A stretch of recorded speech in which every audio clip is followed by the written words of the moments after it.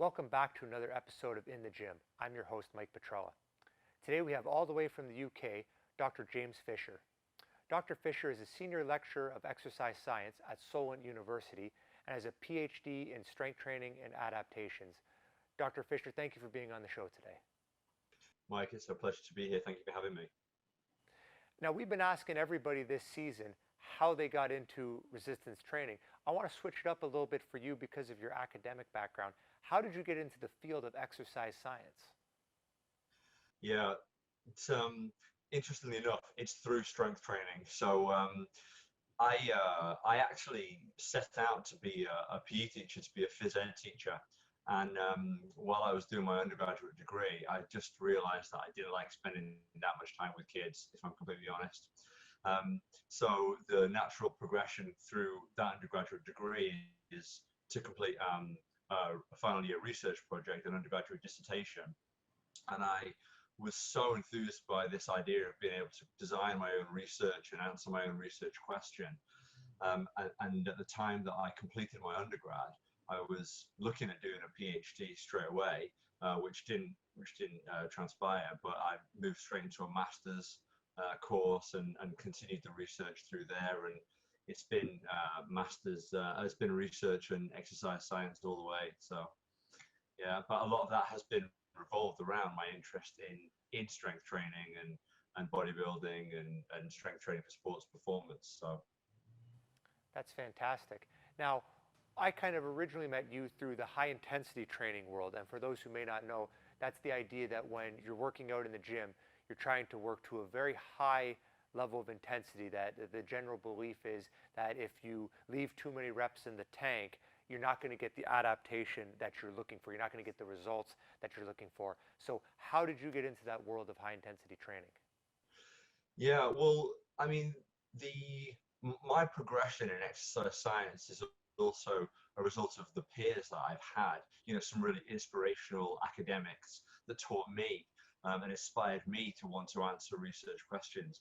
And it was one of those people, Dr. Dave Smith, who uh, who was one of my sports psychology lecturers during my undergraduate degree. And we were sat one day talking about training, and he obviously lifted weights and was very interested in bodybuilding and so forth. And he sort of said to me, asked me about my workouts and the time I was spending in the gym. And he said, you should go away and read this book by a guy, Arthur Jones, uh, The Cervical Spine, the Lumbar Spine, and the Knee. We've got some copies in the library. So I went away and looked up this book and went back to him a week later and said, what else can I read? And he said, well, I've got this copy of the new High Intensity Training by Al Garden, so you should take a look at this. So then at that point, I just became a sponge for all of this, and it just made perfect sense. Um, you know, I know a lot of people in high intensity training say that they didn't build muscle and they didn't build strength, and then they discovered high intensity training and they suddenly added 50 pounds of muscle. That wasn't the case for me. I probably didn't make significant favorable adaptations as I switched to high intensity training, but I certainly got a lot of other aspects of my life back because I wasn't spending so much time in the gym. And as a student at the time as well, it made life so much easier to be able to fit my workouts in an abbreviated time with this higher effort, lower volume approach. Um, and of course, the more I read, the more I wanted to read. So I became a bit of a historian on Arthur and read a lot of stuff by Mike and Gustav Zander and so forth. So it all just made perfect sense. And it's been a passion of mine and a growing interest of mine in my own research. So that's really nice. So, was there something about the history of this that also got your attention along with the actual idea of the training itself?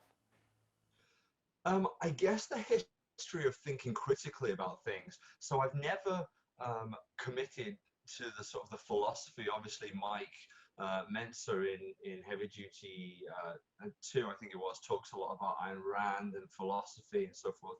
And I've never really committed to that element, which I know a lot of people in high intensity training do. But for me personally, it was this idea of kind of I guess, evolution and kind of critical thinking. How can we improve on something? And in my mind, that's really where Arthur was going with high intensity training. How do we improve this? To me, high intensity training wasn't just about the technique, it was about the equipment being more efficient, um, and optimizing, what we can achieve with less input, and less input being less time input, I guess. So I really saw value in in critical thinking, and I guess that's what every scientist would say, that the critical thinking element is the important part. So that was it for me. Would you say that the balance of time and how exercise relates to every other aspect of your life was one of the major things that you were working with?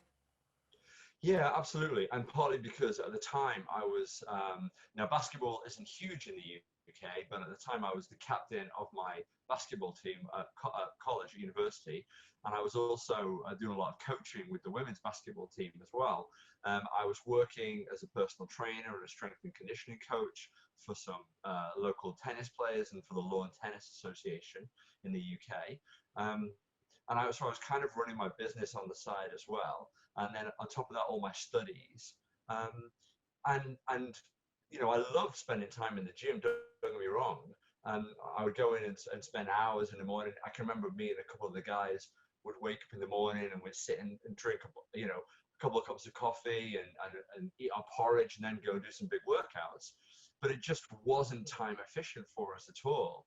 Um, and when I realized that I could get the same results in probably a third to a quarter of the time, I suddenly went to whole body workouts 2 to 3 times a week rather than split routines, three or four times a week, of 3 hours, 2 or 3 hours at a time. So it suddenly became infinitely more efficient.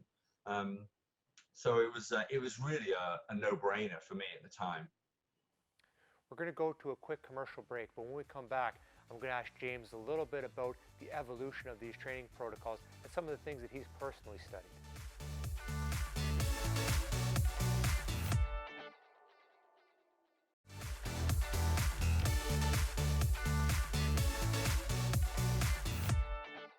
We're back with Dr. James Fisher.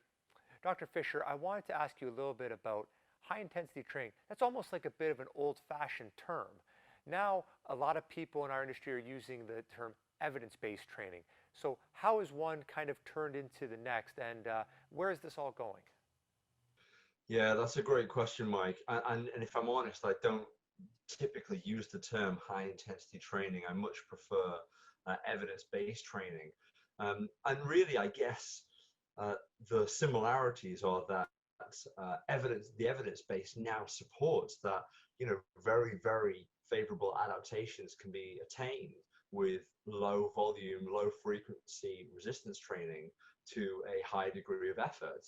Um, and that's really in essence what high intensity training is. So they align, perfectly there. I guess the differences are that high intensity training is attached historically. A lot of people kind of, almost follow that pathway, somewhat blinkered to what the research might say or what other academics or other trainers might say.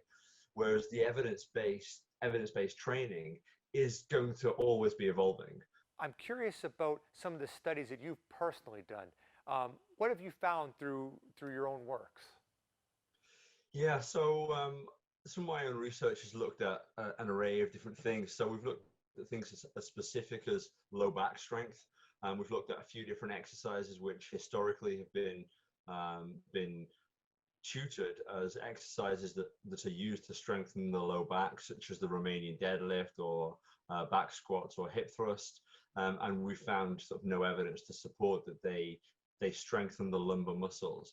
And then we've got more broad studies that have looked at sort of high versus low load resistance training, and things like that. We've also looked at some advanced training methods, so the use of pre-exhaustion and breakdown set training, and the use of slower repetition durations, or longer repetition durations, I should say, and heavy eccentric phases, and things like that. So we found an array of different things. The main finding in my opinion, is that effort is just undoubtedly the single most important factor in strength training for um, strength adaptations and muscle size adaptations. Um, Everything else is secondary, if not potentially not even that important. From a population perspective. At individual levels, there might be some differences, but as a general rule, it's effort that's the key factor. And then a lot of our research from there has turned into perceptions of effort, compared to, say, perceptions of discomfort. Um, so, we can kind of move between the physiology and the psychology a little bit, but it's always focused around strength training. So it's really nice from that perspective. You touched on it a little bit with your previous answer. Maybe you go a little bit further. Out of these findings, has there been any of your beliefs that have been cemented, at least for right now, that you really feel strongly about, and maybe other things that you once believed that you now think, oh, I was possibly wrong about it?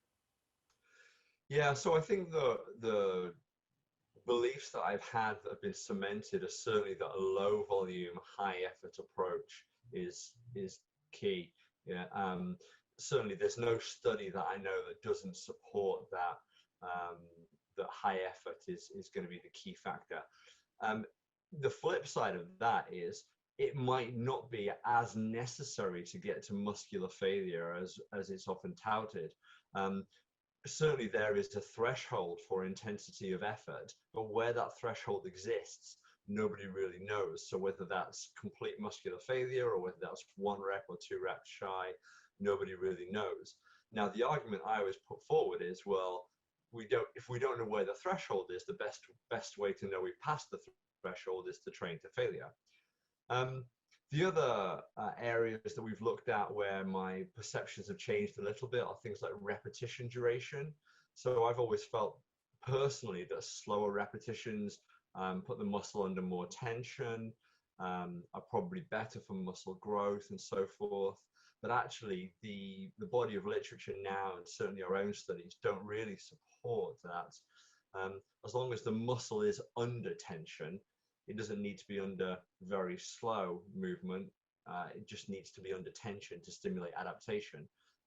If we move too quickly, if we move ballistically, then we potentially unload the muscle, and therefore we're not, recruiting motor units to do the work.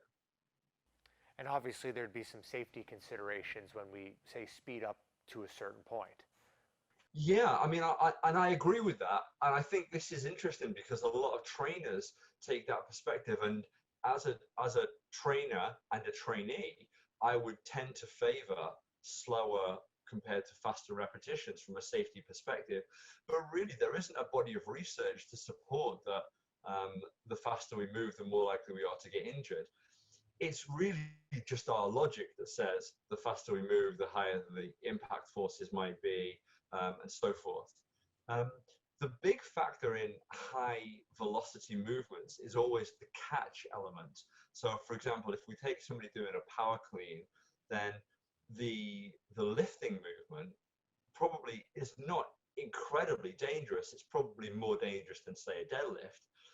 But the lifting element is not the dangerous part. It's the catch element where you've unloaded the body and then you're now going to land in a squat position and catch all that weight again. That's where there's a high impact. So that's where we're certainly going to see high stresses.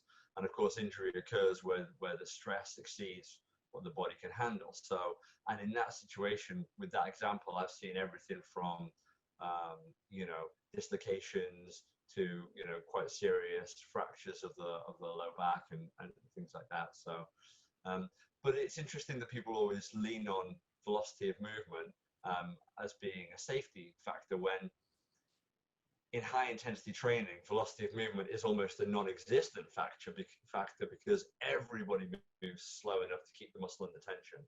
So we're arguing over kind of, is 2 seconds better than 30 seconds for a muscle action? And really, there's no evidence to support that one is better than another. So. That's very interesting. We're going to go to a commercial break.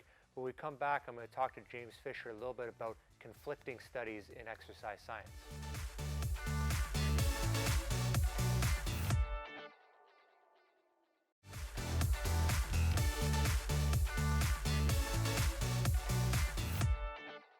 We're back with Dr. James Fisher. Dr. Fisher, one of the things that I get a lot from my clients is they will say, go online and they'll get some article that may be based on a research article, maybe it's not, and they get a lot of conflicting viewpoints. I could certainly make an argument for dietary advice where you would have, say, vegans on the one side, carnivores on the other side, and they will both have bodies of work to support their particular view. So in something as broad as exercise science, how do you as an academic deal with some of these conflicting viewpoints? Yeah, Mike, that's a great question. And I think it's more and more difficult for the lay population and for trainers to sort of weed out the signal from the noise. Um, I guess in the past there were fewer and fewer academic publications and fewer journals, and now there's just a barrage of information. And of course, then everybody's written a blog on every study that goes anyway. So it's really difficult. The key really is to identify the quality of the study itself. So I would never take secondhand information. So in a presentation, I would always provide people with a reference. If they ever asked, I'd provide them with the journal article. So I would never expect them to take my word for something. I would expect them to go away and read it themselves and probably have a bunch of questions for the author. And if they do, I would encourage them to email the author. I get a handful of emails from people who've read my papers who are not academics or scientists, and they want to know more about how the study was done or what the results might mean. And I'm really enthusiastic to help people better understand, the research that we're doing. Um, but like I said, the key really is quality. So is there a decent enough sample size? Have other variables been controlled? Um, are the statistical analyses appropriate, which is a difficult one for people to know if they don't understand the statistics. Things like that. A lot of the time, I teach my students to be critical of the research that they read. And a prime example that I'll give is there was a study a year or so back where they talked about pre-exhaustion training. And in the study, they talked about the groups doing 6 to 8 sets to failure of multiple upper body exercises using the pre-exhaustion method per workout. And if you sat and worked this out, then they did per workout, I think they did 40 sets, all supposedly to failure for the major muscles of the upper body. But it also equated to 3.5 hours in the gym. So I look at studies like this and I think, if they really did it, what were they really trying to achieve? And more than likely, there's some embellishment in whether they were actually taken to failure or whether they did the higher end of the sets and the rep ranges and rest intervals and so forth. So sometimes we have to try to take a scientific approach and try and be very critical, which I think is really important. And sometimes we can take a more ecologically valid approach and look at what's logical and whether it's actually achievable. The main thing that I would encourage people to do is to be critical of research. It's easy to find research that supports a viewpoint. I would encourage people to find research that contradicts their viewpoint and then read it and see whether they still believe the same thing afterwards. I like that, trying to find the opposing viewpoint so you have a much more balanced approach. I also Yep. want to ask you, in the future, what would you personally like to study? Yeah, so myself and Dr. James Steele work really closely, and we've got a number of ongoing projects, primarily geared around muscle size. One of my PhD students this year, starting this year, is going to be looking at adaptations around range of motion for muscle size. But within that PhD and within some of the other studies that we're looking at, one of the key things that we want to do is look at whole body sort of perceptions of muscle size compared to scientifically measured cross-sectional area using an ultrasound. If I put that in context, for example, I always talk to people that are interested in bodybuilding, and I say that it's a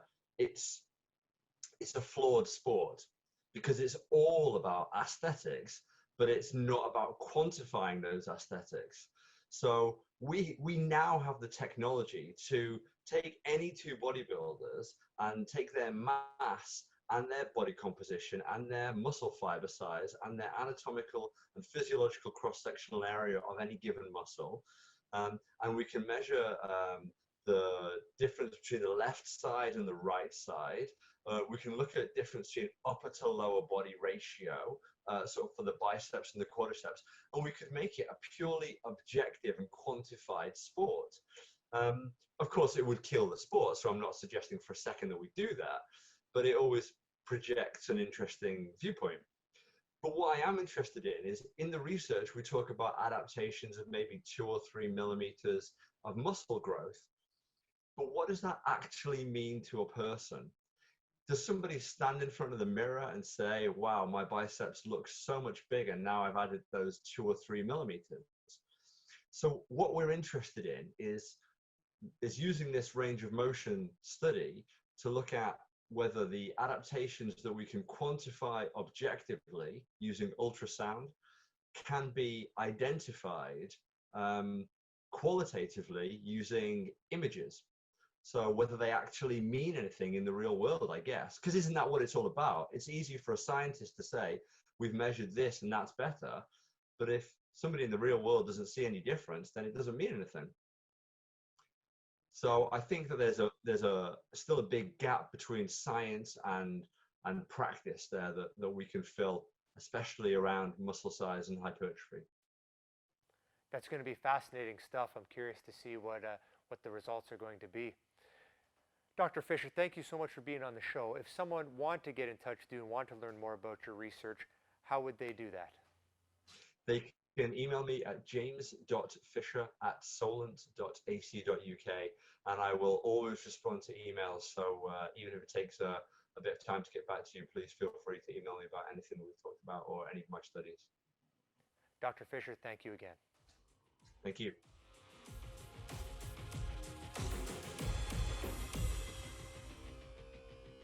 I want to thank again Dr. Fisher for coming on the show. The research that he's doing is helping progress all of exercise science. We wanted to show a quick demonstration of some of the practical application. One of the things that is discussed and talked about in the academic world is a full range of motion really needed? Now, some of the research suggests that from a strength perspective, the range of motion that we train in is also the range of motion that most people become strong in. So especially when we're dealing with the athletic population, it might be best to use a full range of motion. So I'm going to get Nicole to demonstrate on this pull down quickly. Now what we want to work on here, she's coming all the way down, making that pause, never showing that momentum, but she's going to come all the way up. She's going to let all those muscles in her upper back work, do that nice full range of motion. Now what happens is a lot of people, for one of two reasons, tend to shorten up this range. The weight is too heavy, or the muscles start fatiguing. So say she had just done 10 repetitions, people start coming up just to here, and they try to shorten up, and they're counting those as repetitions. Now partial reps are a legitimate form of exercise, but what we want to focus on, especially as we fatigue, we keep going all the way up, Nicole, all the way, yep. We're letting that muscle work. A muscle has this fantastic contraction and it elongates. For most people in the general population, we want to have that joint stability. We want to have that strength through that full range of motion. We want to keep mobility, especially in the elderly population. So normally we're focusing here at STG at using that full range of motion. And although there's fantastic academics like Dr. Fisher working on, is this really necessary? We still believe that the research suggests at this point it is beneficial to work through a full range of motion.